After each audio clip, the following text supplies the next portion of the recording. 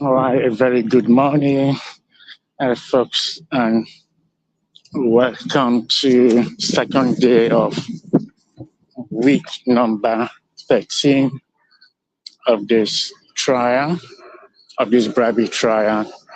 Last time I was there was on Friday morning.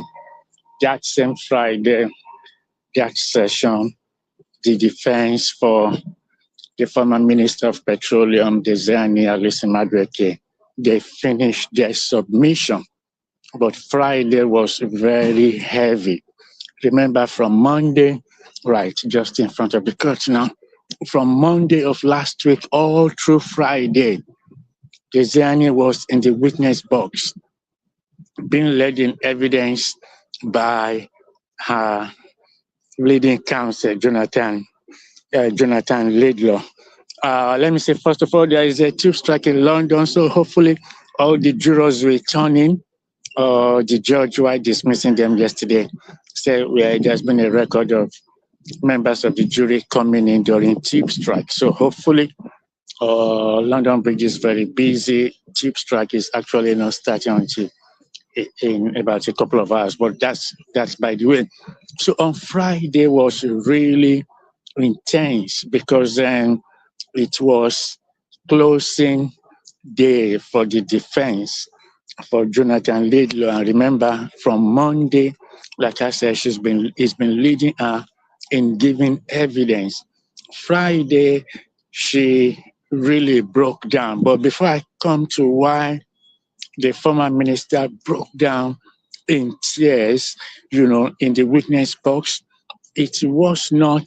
I'll just say that she did reveal to us in court on Friday that, look, 2 days after finishing, soon after finishing our chemotherapy for triple negative aggressive cancer, NCA officers, that is National Crime Agency, about 10 officers, they came to our house after 6 in the morning, banging on the door.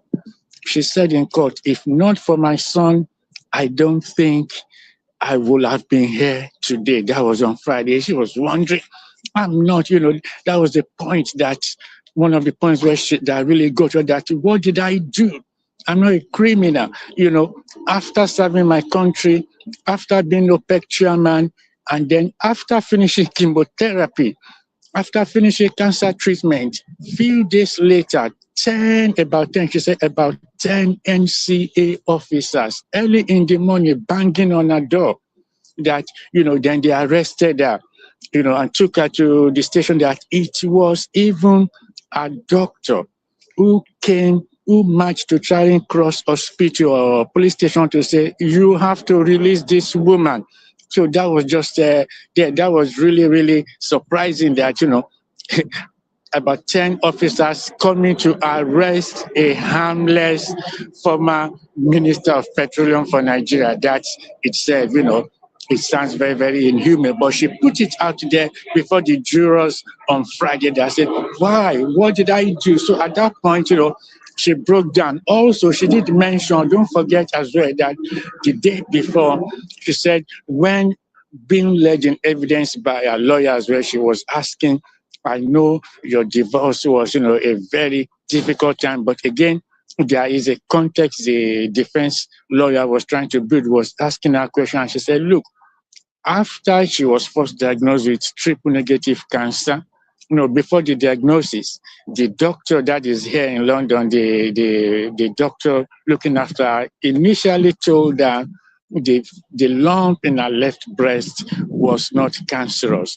So they were happy when they returned to Abuja. They were happy when the doctor called them to say, look, this is not cancerous. So they were happy. Then later, they called to say, sorry, I've got bad news for you. And then they told her. So she said, when she then came back to the hospital in that May 2015, she said, until their son graduated in 2022, her husband didn't come back. He said, since May 2015 to 2022, when their son graduated 7 years later, that was when she saw her husband. So again, she explained that on Thursday to say, my husband, withdrew from my life, and said that was why she instituted divorce proceedings. This was part of the questions that a defense lawyer was asking on Thursday. But on Friday, those were some of the things that really made her to break down. Was saying, look, I'm not a criminal. I finished chemotherapy, and then 2 days later, about 10 police officers come to my house after 6 in the morning, banging my door. If not for my son, I don't think I would have been here today. She said her son, is just finishing his master's, he's 25 now. Again, this was part of the questioning that a defense lawyer was asking her. We didn't hear this in the press, And then also she gave reason when they were questioning her. Then, as a lawyer was going to start on Friday, let me quote him. He said, "This is the other side of the coin." They produced a document in which they said, this is the other side of the coin to what the prosecution has been brandishing about for over 10 years, and for which they're making their case here in court. The bribery case, 8 count charges, So the Diezani lawyer called it, this is the other side of the coin. And then it took her asking questions about some of the item purchased. Some she will say, these are for me, these are not for me, these are for me, these are not for me. Among them, there was a time they were asking her about the shopping in an optician shop. She said, look, definitely all the prescription glasses, they are mine. Some are not mine. And she said, of course, based on our culture, when you go shopping, you don't shop for yourself alone. Sometimes she said some are for ministry staff, some are for influential community leaders and all that. So she brought that out. And also, she told them how she came to be registered for personal shopping department in Arrows. She said she's been going to Arrows, not surprisingly, before becoming a minister. But she didn't just go to register in the personal shopping department on the 5th floor. She said one of those days she was there in the store. Somebody, a Nigerian, I guess, who knew her, who calls her Momsi, saw her on the shop floor in Harrods and said, Momsi, what are you doing here? And she said, I've come to do shopping. And he said, no. You shouldn't be doing this by yourself.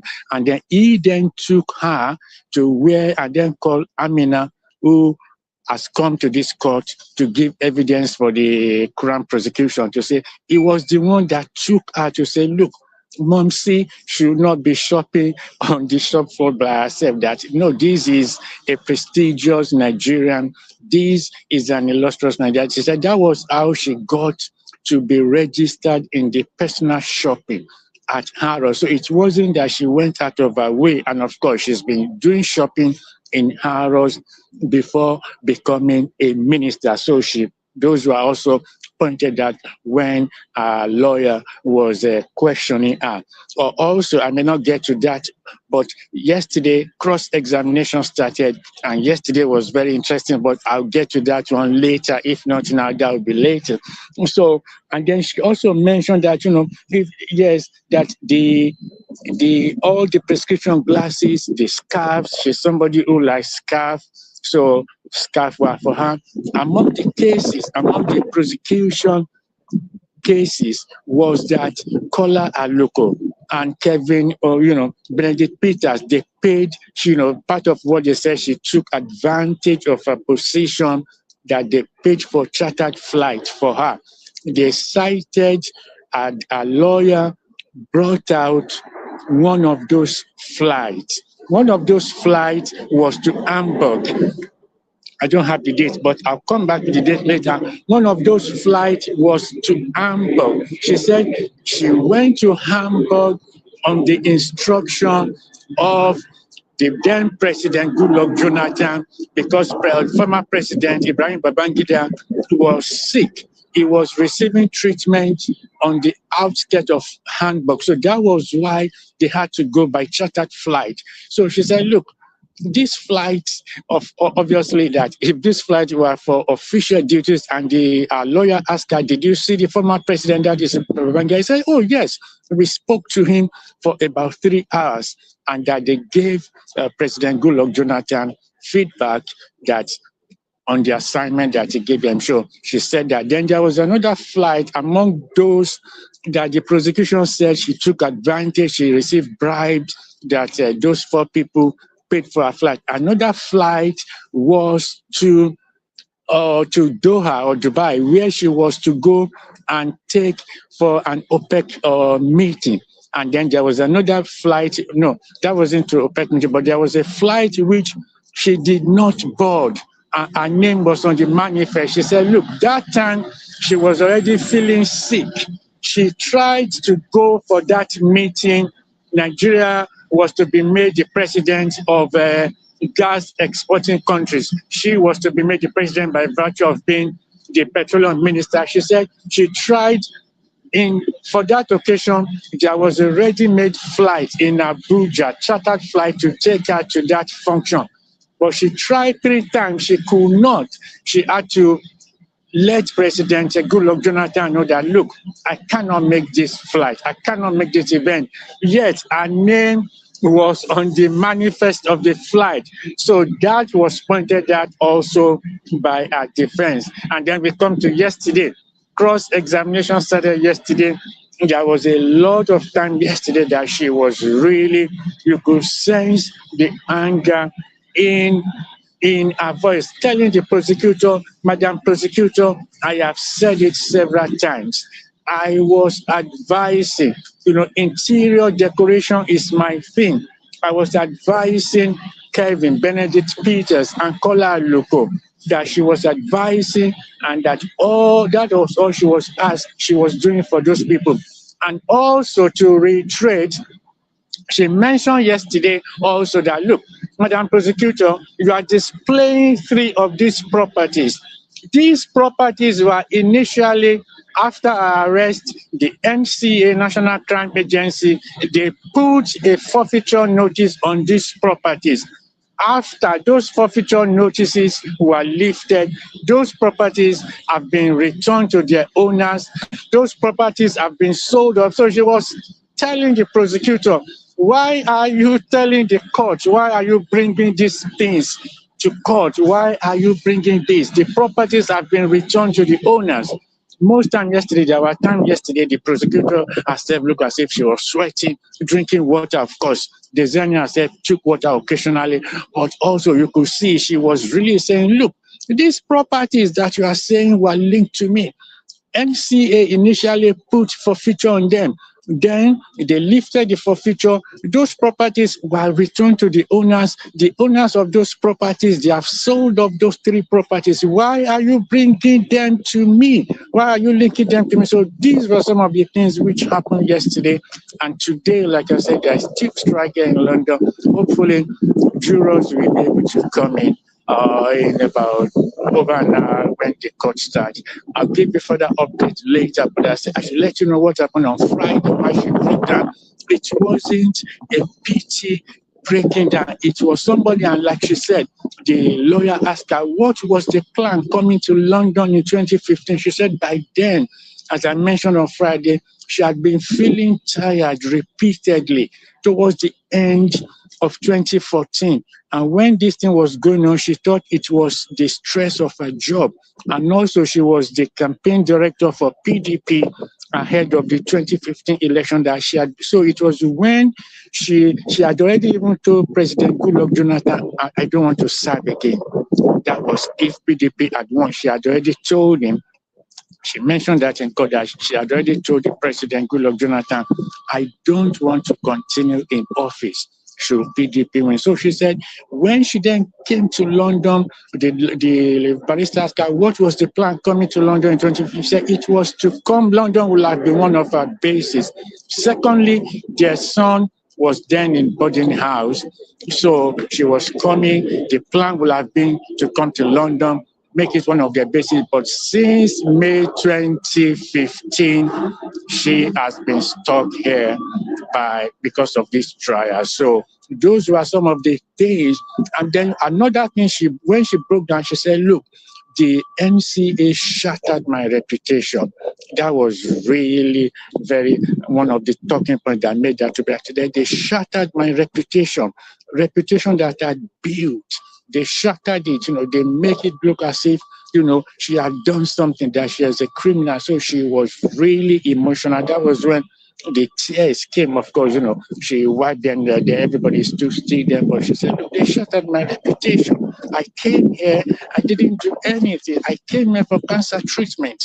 And then since 2015 of May, they did not allow me to travel. Our lawyer asked her, how have you been surviving? She said, if not for some good people.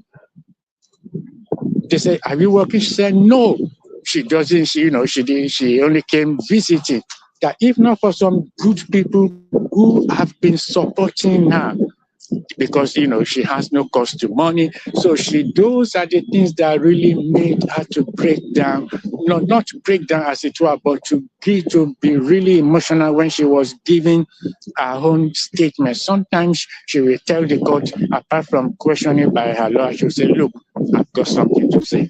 So those were some of the things that said, look, if not for some good people, how was I supposed to be living? Because MCA, they've taken everything. So she said, if not for those people, and remember also her husband, as she said, had withdrawn from her life. So she said, between 2015 and 2022, 7 years, she only saw her husband.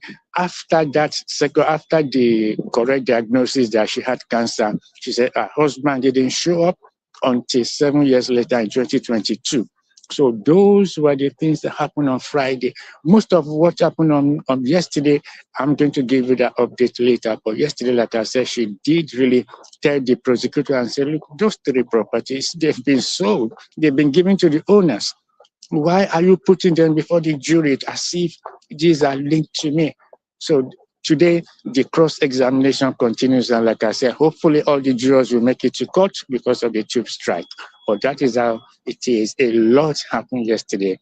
I'm going to give you further updates later. For now, thank you.